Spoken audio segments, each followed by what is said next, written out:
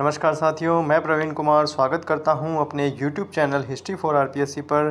साथियों, आज हम रिव्यू करेंगे इस पुस्तक का जिसका नाम है आधुनिक भारत का इतिहास और इसे विपिन चंद्रा ने लिखा है। साथियों, ये जो पुस्तक है, इससे पहले हमने एक पुस्तक का रिव्यू करा था प्राचीन भारत का इतिहास रामचंद्र शर्मा, जो एनसीईआरटी के बेस पर थी लिखी हुई। वही ये सेम है जो पुरानी एनसीईआरटी है, उसी के बेस पर ये लिखी हुई है आधुनिक भारत का इतिहास विपिन चंद्रा। जिन लोगों को जो पुरानी एनसीईआरटी वो अवेलेबल नहीं है, वो लोग ये वाली पुस्तक ले सकते हैं और प्राचीन के संदर्भ में वो वाली पुस्तक ले सकते हैं, आधुनिक में ये ले सकते हैं। इसके अलावा जैसे मध्यकालीन भारत में भी एक पुस्तक आती है मध्यकालीन भारत का इतिहास, वो सतीश चंद्रा की है। उसका रिव्यू भी हम जल्द ही आपके सामने प्रस्तुत कर देंगे। साथियों देखिए, इस पुस्तक के अंदर विषय सूची के अंदर आप देख सकते हैं कि जैसे आधुनिक भारत के सभी टॉपिक हैं। 18वीं सदी, भारत में राज्य और समाज, भारत में यूरोपियों का आगमन, भारत में ब्रिटिश साम्राज्य, आर्थिक नीतियाँ और प्रशासनिक ढांचा, ब्रिटिश भारत में प्रशासनिक संगठन, सामाजिक सांस्कृतिक नीति, 19वीं सदी के पूर्वार्ध में सामाजिक और सांस्कृतिक जागरण, 1857 का विद्रोह, 1857 के बाद प्रशासनिक परिवर्तन, ब्रिटिश शासन का आर्थिक प्रभाव, भारत में राष्ट्रीय आंदोलन, धार्मिक और सामाजिक सुधार, राष्ट्रीय आंदोलन, उग्र राष्ट्रवाद, स्वराज के लिए संघर्ष और स्वराज के लिए संघर्ष, दो नई शक्तियों का आविर्भाव। साथियों देखो, ये पुस्तक वैसे तो क्या है कि ज़्यादा इसके अंदर तथ्य तो नहीं है, पर इसकी एक खूबी ये है कि मान लो कि अगर आप इतिहास के विषय के लिए तैयारी कर रहे हैं और आपको लगता है कि भी आपको पेपर में से जैसे 25% प्रश्न, मान लो आधुनिक के 100% प्रश्न आए, तो आधुनिक के 25% प्रश्न जो है इस पुस्तक से आपको मिल जाएंगे। जो बेसिक प्रश्न है वो इस पुस्तक के अंदर है।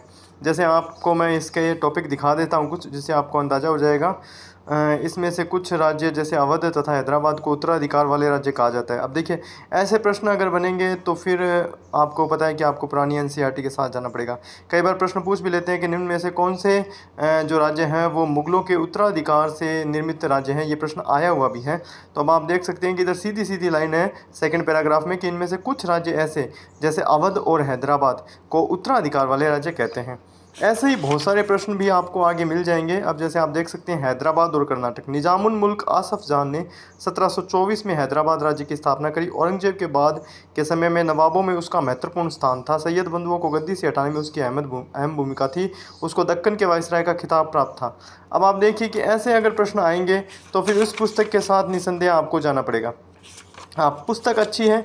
अब इसमें आप देख सकते हैं 18वीं सदी के पूर्वार्ध में भारत में आर्थिक मानचित्र है ये, खनिज और कच्ची वस्तुओं का। इसमें आपको जैसे नक्शा दिया है, उसके साथ में ही आपको बताया है कि भी आर्थिक जो खनिज और कच्ची धातु का वो है, वो भी आपको पता चल जाएगा। और भी बहुत सारे नक्शे इसके अंदर हैं। जैसे आप देख सकते हैं ये मैसूर है, दक्षिण भारत में हैदराबाद के पास हैदर अली के अधीन जिस सब में सबसे महत्वपूर्ण सत्ता का उदय हुआ वह था मैसूर। विजयनगर साम्राज्य के अंत होने के समय से ही मैसूर राज्य ने अपनी कमजोर संविधानता को बनाए रखा और नाम मात्र में ही मुगल साम्राज्य का अंग था। 18वीं सदी के शुरू में नंदराज सर्वाधिकारी और देवराज दुलवई नाम के दो मंत्रियों ने मैसूर की शक्ति को अपने हाथ में ले लिया। इस प्रकार वहां के राजा चिक्का कृष्णराज को उन्होंने कठपुतली में बदल दिया।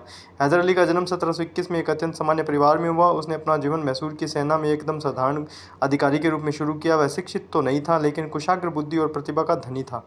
अब ऐसे ही जैसे मान लो कि आप स्कूल लेक्चरर की तैयारी कर रहे हैं राजस्थान के संदर्भ में, जिसका पेपर अभी है, और अभी बोल भी रहे हैं कि 2026 में नई वैकेंसी आने की स्कूल लेक्चरर की संभावना है। और इसके अलावा जैसे आप नेट की तैयारी कर रहे हैं इतिहास विषय से, तो आपके लिए ये पुस्तक बहुत कारगर है, क्योंकि नेट के सभी प्रश्न आपको इस पुस्तक से मिल जाएंगे।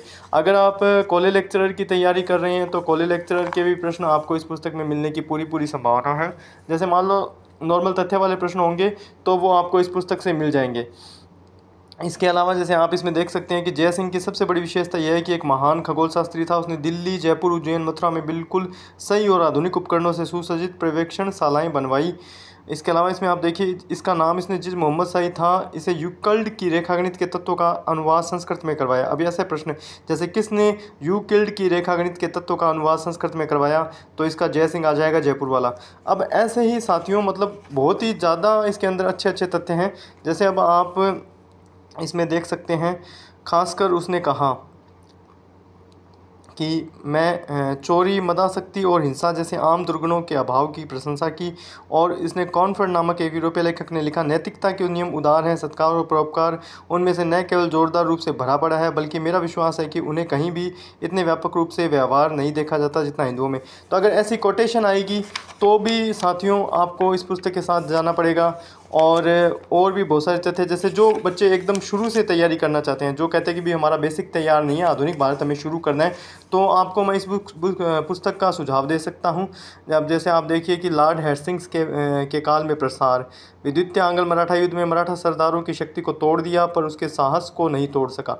1817 में अपनी खोई हुई स्वाधीनता और प्रतिष्ठा को फिर से पाने का एक और हताशपूर्ण प्रयत्न किया। मराठा सरदारों का एक संयुक्त मोर्चा बनाने में पहला पेशवा ने, जो कि ब्रिटिश रेजिडेंट के कड़े नियंत्रण में छटपटा रहा था, पेशवा ने नवंबर 1817 में पुनः में अंग्रेजी रेजिडेंटों पर हमला किया और अप्पा साहब ने नागपुर स्थित रेजिडेंसी पर हमला किया और माधवराव होलकर युद्ध की तैयारी करने लगा। मतलब ऐसे ही बहुत सारे इसके अंदर तथ्य हैं जो आपको काम आ जाएंगे स्कूल लेक्चरर के लिए। और केवीएस और एनवीएस के इतिहास के संदर्भ में अगर आप तैयारी कर रहे हैं उसमें काम आ जाएगी। और इसके अलावा जैसे आप और भी कोई वैकेंसी की तैयारी कर रहे हैं जिसमें भारतीय इतिहास के संदर्भ में जैसे 5 से 4 प्रश्न आने की संभावना रहती है, कोई भी वो एग्ज़ाम हो, जैसे पटवारी का हो, ग्राम सेवक का हो, सेकंड ग्रेड टीचर का हो, उसमें से प्रश्न आने की संभावना है, क्योंकि एक तथ्य पर आधारित और अच्छी कॉन्सेप्चुअल किताब है। और इसके अलावा जो है ये एक अच्छे राइटर की किताब है, विपिन चंद्रा, आप सभी इनसे परिचित भी हैं। और कॉलेज लेक्चरर में आपके काम आएगी, स्कूल लेक्चरर में काम आएगी। हाँ, ये क्या है कि इसके पेज वगैरह थोड़े अच्छे हैं तो इस हिसाब से, और ये क्या है कि इसका जो पब्लिकेशन है वो थोड़ा महंगा है। तो ये पुस्तक जो आपको है ना लगभग 301 रुपये के आसपास मिल जाएगी, 300 साढ़े 300 में मिल जाएगी। अब आप देखिए कि धार्मिक और सामाजिक सुधार के अंदर अब जैसे ये केशव चंद्र सेन का है। अब विवेकानंद का लिखा हुआ देखिए कि विचित्रों में लिपटे वृद्धों और युवकों ने यहाँ वहाँ भटकते कृषकाय ढांचे, जिनके चेहरों पर सैकड़ों वर्षों कि निराशा तथा गरीबी ने गहरी झुर्रियाँ डाल रखी है। अब ऐसी अगर कोटेशन आ गई तो आप निसंदेह आप बोलोगे कि भी हमें इस पुस्तक के साथ जाना पड़ेगा। ब्रह्म समाज एक ईश्वर की पूजा पर आधारित है, यानी एक ईश्वरवाद। ऐसे ही मतलब बहुत सारी मतलब इसके अंदर कोटेशनें भी हैं और बहुत सारी चीज़ें जो आपको नहीं मिल जाएगी साथियों इस पुस्तक में। आपको मेरे हिसाब से आपको एक बार इस पुस्तक को ज़रूर पढ़ना चाहिए। धन्यवाद साथियों।